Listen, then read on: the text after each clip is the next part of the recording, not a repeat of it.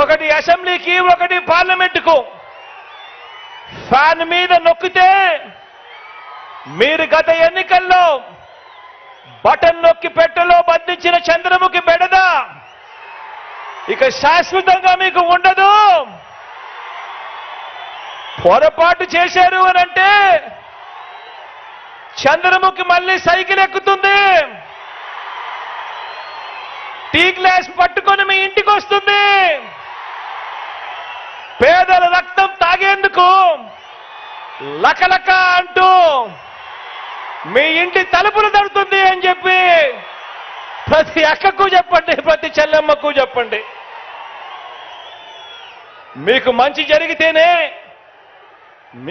జరిగితేనే నాకు ఓటు వేయండి అని, ఆ మంచి జరిగి ఉంటే మీ బిడ్డకు తోడుగా మీరే సైనికుల్లా నిలబడండి అని ప్రతి ఇంటికి వెళ్ళి నిబద్ధతతో చెప్పి ఎన్నికలకు సిద్ధమని చెప్పి మనమంటూ ఉంటే,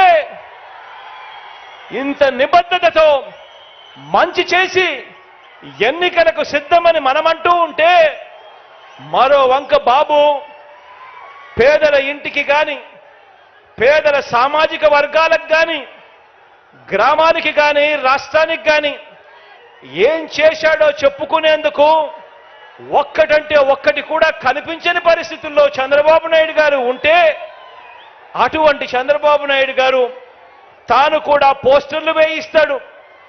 సంసిద్ధం, మేము సిద్ధము అని చెప్పి ఈ మనిషి పోస్టర్లు వేయిస్తాడు. నేను అడుగుతా ఉన్నాను, ప్రజలకు ఏ మంచి చేయకుండా దేనికయ్యా సంసిద్ధము అని అడుగుతా ఉన్నా. ఎందుకు సంసిద్ధము అని అడుగుతా ఉన్నాను. ఎవరితో యుద్ధమయ్యా అని అడుగుతా ఉన్నాను ఇదే పెద్ద మనిషి చంద్రబాబు నాయుడు గారిని.